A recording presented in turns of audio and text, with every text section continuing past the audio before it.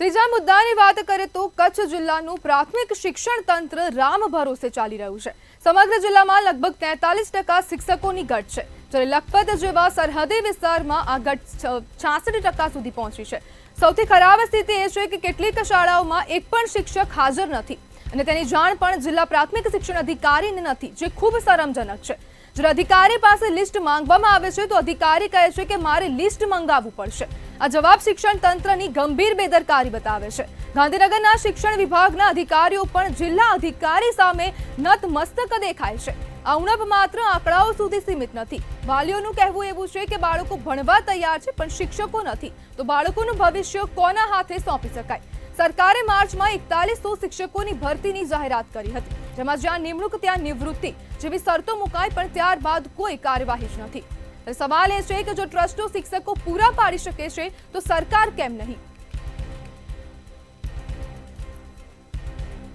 આપણી સાથે કચ્છ લડાયક સંઘના કેડી જાડેજા જોડાઈ ગયા છે। જાડેજાભાઈ, કચ્છના બાળકોને ક્યારે શિક્ષકો મળશે? હા મેડમ, હાલ તો પરિસ્થિતિ બહુ ગંભીર છે।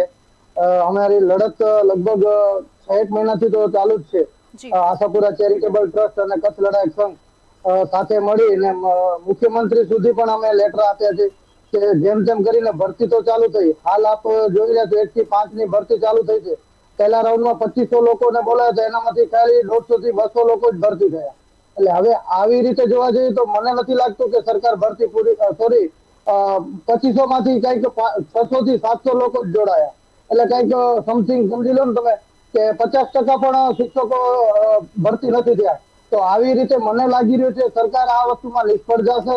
સરકાર પાસે બીજો કોઈ રસ્તો નથી, કારણ કે જો લોકલ લોકોની ભરતી કરે કચ્છના અને લોકલ લોકો ને વધારેમાં વધારે લેવામાં આવે તો કદાચ ઘટ પૂરી થઈ શકે। કારણ કે આનામાં બની એવું રહ્યું છે મેડમ કે બહારના જે લોકો આવે છે એ 3 મહિના 6 મહિના કે 12 મહિનામાં અથવા તો બોન્ડ ભરીને બદલી કરાવીને નીકળી જાય છે। તો આ રીતે કચ્છમાં કોઈ દી મને નથી લાગી રહ્યું કે શિક્ષકોની ઘટ પૂરી થશે। જાડેજાભાઈ, જે પ્રમાણે હવે જે જિલ્લા પ્રાથમિક શિક્ષણ અધિકારી છે તેને પણ ખબર નથી કે કઈ શાળામાં કયા જિલ્લામાં કેટલા શિક્ષક છે। આ કેટલી શરમજનક વસ્તુ?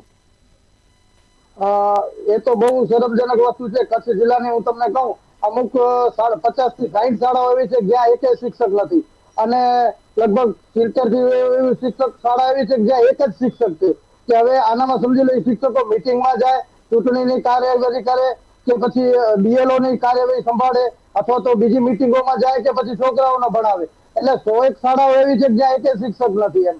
એટલે શિક્ષણ અધિકારી જે છે એમણે પણ વચ્ચે કઈક નિવેદન આપ્યા હતા કે અમે ટૂંક સમયમાં ભરતી કરશું, અને શિક્ષણ મંત્રી પણ આવીને પણ એવી અહીંયા તલચુપાત કરી છે કે અમે કરશું, પણ કરતા કઈ નથી।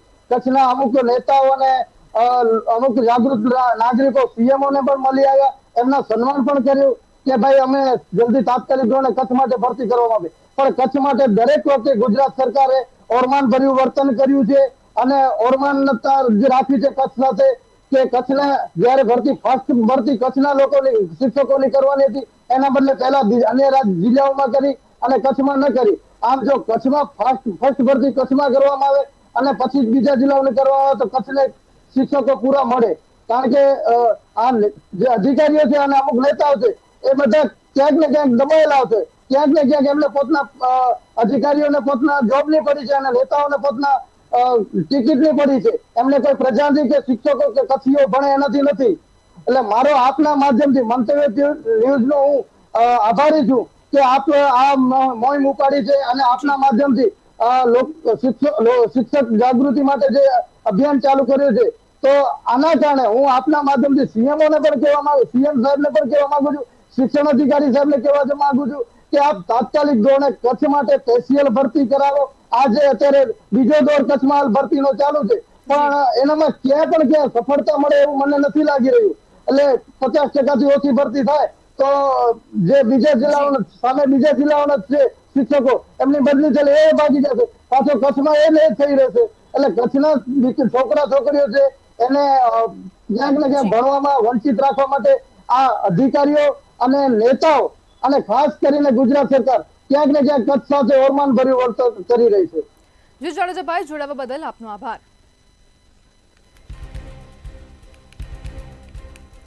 ત્યારે વાલીઓની વ્યથા જોવા મળી રહી છે કે વાલીઓ પણ કહી રહ્યા છે કે બાળકો જે છે તે શિક્ષણ મેળવવા માટે તૈયાર છે, પરંતુ શિક્ષકો નથી.